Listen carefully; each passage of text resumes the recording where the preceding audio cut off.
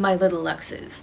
Welcome to another episode of luxxxycharms, and I am your host, Charcy Lux. But yes, today I'm not technically in cosplay. It's kind of a modernized, very simple representation of Alice in Wonderland, due to the fact that for the month of April, we are celebrating the theme of Alice Meets Malice. And what better way than on luxxxycharms than to do a movie review on a horror movie that is based off of Lewis Carroll's original tales of Alice's adventures in Wonderland. We are going to be talking about Alice in Terrorland today. Now, this is a very recent film that just came out in 2023, and I have been making several changes to my channel. So instead of talking about the cast and the crew, talking about the director, I will most likely still at least put them down in the description, but I will also have a link to IMDb and Wikipedia so that you can see who the cast and the crew of this film are. So also, spoiler alert, and viewer discretion is advised.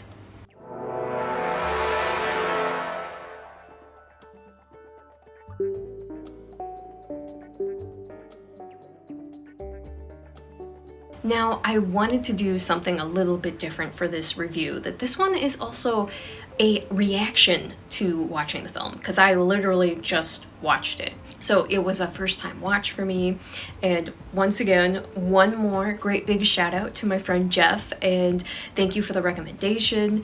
It went perfectly for this month, and it also was a breath of fresh air compared to the other one that I did, Alice in Murderland. It's just kind of funny that one was Alice in Murderland and the other one's Alice in Terrorland. Now, if you didn't see my movie review of Alice in Murderland, let's just say that is the very first time that I have done a negative review on my page. But anyway, enough chat, let's jump into it and let's talk about the plot line to Alice in Terrorland. Now, I don't want to give away the ending to this film, considering how new and fresh it is, and the other thing to keep in mind is that it's not streaming anywhere right now, so I had to buy a copy of it on DVD. Helps if I remember to bring it over with me so that I can show it. But, so yes, we have Alice in Terrorland. Minimal spoilers as much as possible. But the perfect way to talk about Alice in Terrorland is the realization that this is very loosely based off of the book. So we open up with Alice's character, that you see that she is in a house fire and that she's rescued by some firefighters. Well, later on, you see that there is a lawyer who's been trying to reach out and find her only living relative, which is her grandmother, Beth. And unfortunately, this lawyer is trying to get a hold of Alice's grandmother because of the fact that both of her parents tragically died in that fire. Calling again from social services. This is my fourth message to you. I'm afraid it's regarding your granddaughter, Alice. So Alice goes to live with her, and she lives in this very old house, but it's very broken down and needs a lot of repairs. But you can see that there are holes everywhere. There are pigeons that are even coming into the building. It seems to be under renovation, but nobody is actually there working on it or renovating it. The lighting is dim, the heat doesn't work, but her grandmother is still strangely super proud of this house. And you come to find out while she's having conversations with Alice that she's literally describing that this is the house where Lewis Carroll had written the famous Alice in Wonderland books. Well, it was said that Lewis Carroll lived here in the early 1800s, and this was supposed to have inspired him. Her grandmother was telling Alice how important it was to their family due to the fact that Alice was even named after Alice's character in the book series. Aren't you familiar with the book? You should be. You were named after it. Book? The Adventures of Alice in Wonderland. Now, what's ironic about the fact that Alice is based off of the Alice in the Wonderland books is the fact that the Alice in the Wonderland books is based off of a real person that Lewis Carroll himself had known in real life, and that was Alice Lindell. But we'll get more into that when I talk about the history of Lewis Carroll and the Alice in Wonderland books.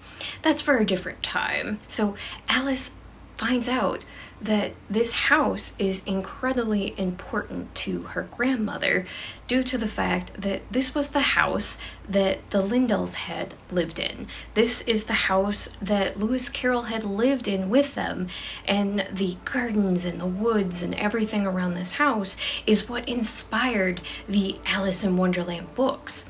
So it takes on this very fairy tale-like feel at the exact same time as you're progressing throughout the story.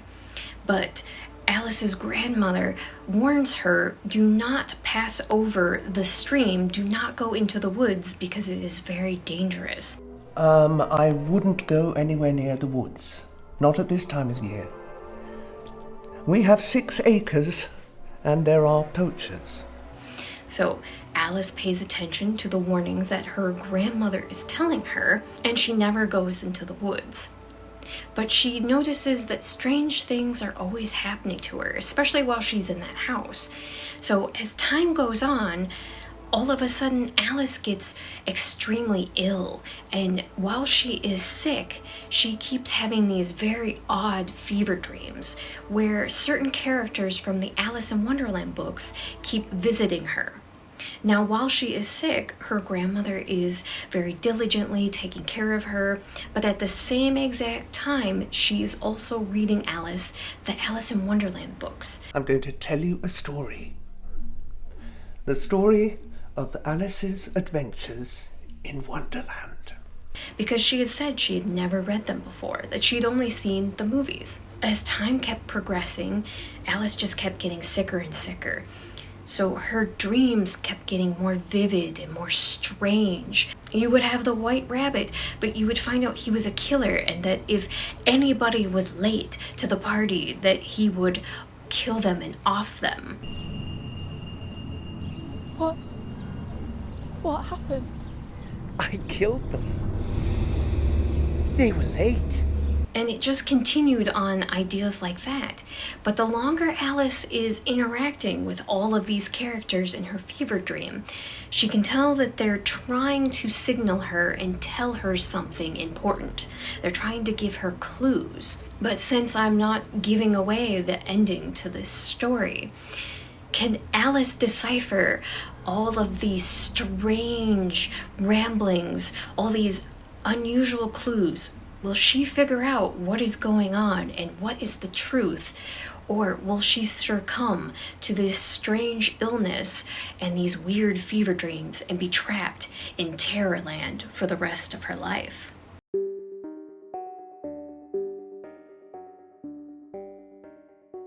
Now for my thoughts and recommendations of the film.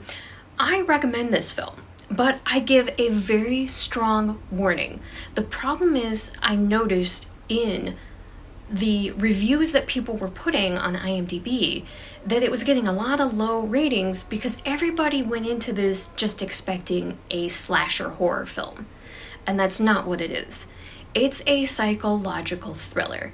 It is a mind-bending, literally chaotic, throwing everything all over the place to confuse you, and it's done on purpose. Now, to me, this was a brilliant film. They did a really great job because if you think of all the Alice in Wonderland films that we've seen over time, they're bizarre themselves. They don't make sense because they are essentially like a fever dream. And it goes even back to the original books and everything. That's how they are. It's as if Alice in the beginning of the book falls asleep and her dream begins while she's following a rabbit, and the book ends when she wakes up at the end of it. So it is one of those things that inspiration went straight into this film. So it's a rendition of taking a horror idea of the original book, but keeping that same like chaotic tone to it. Because I mean, think of the Cheshire Cat. What is he always saying? We're all a little mad here. You have the Mad Hatter. You have all the other strange characters in there, Tweedledee and Tweedledum. But they're all represented by a realistic person. And they're symbolic. They're not obviously based completely on the book, but they're horror-made characters that are very creepy. And I liked the atmosphere and the tone that they had in this. So you have to go into this realizing that it's a slow burn and that it's a psychological thriller. And it's meant to confuse you. You're not meant to realize exactly what's going on until the very end, because you're along for the ride for Alice's fever dreams while she is sick. Yes, I recommend this film, but please, like I said, remember, this is not a straight-laced horror film. And if you're not into slow burn films, if you're not into something that is just so deep that it's not a straightforward slasher or anything, you probably will be bored from this, because it's not like active the entire time. There's maybe only a couple jump scares here and there, so please keep that in mind. But I greatly enjoyed this film, and thank you once again, Jeff, for the recommendation, because it was phenomenal compared to especially Alice in Murderland. That one was a film where they were trying to be serious, but it just flopped. And the amount of mistakes that were involved in that film as well, that you can just tell it was rushed. It just didn't make, well, it didn't make sense because it had no plot line. Whereas this one, I understood exactly what was going on. I could keep up with it. But then again, I know the stories and the whole idea and the thought of Alice in Wonderland. So then mixing it for Alice in Terrorland, I picked up pretty quickly what was going on and what was happening and what the characters of Alice's dreams were trying to warn her of. But like I said, I'm not giving away the ending for this one. I would love for you to be able to find your own way of watching it. As far as from what I understand, next month Alice in Terrorland is coming to Tubi to stream. So hopefully sometime soon everybody else will be able to watch it with me, and you'll be able to let me know what your thoughts are on the film. Now, if you've already seen it, let me know. Do you like it? Do you dislike it? Why? How come? And your thoughts on it as well. But thank you so much for joining me here on another luxxxycharms. I am super excited that we get to keep talking about Alice in Wonderland type of themes. I loved the movies growing up, and I'm getting reintroduced to the books again. Thank God for audiobooks. And in the description down below, I will have links to all of my social medias, including my Patreon. And for every member that comes and joins me, your support greatly helps me to continue growing as an artist, as a cosplayer. Also here for my reviews and ghost stories, well, whatever I'm doing on this channel. We're kind of a mixed bag of like anything and everything at this point. But also a huge shout out to all of my Patreons that are already there, and a special shout out to my ultimate luxes. So thank you so much, Kurt, for joining me on my Patreon. And always remember, I'm the afterlife of the party, but I would love for you to come and join me in the afterlife of the party. And always remember to slay, subscribe, like, and always be yourself. Until next time, my little luxes, stay spooky, ookie dookie, and I hope that you don't follow that white rabbit down that rabbit hole, 'cause you might not be coming back. Bye!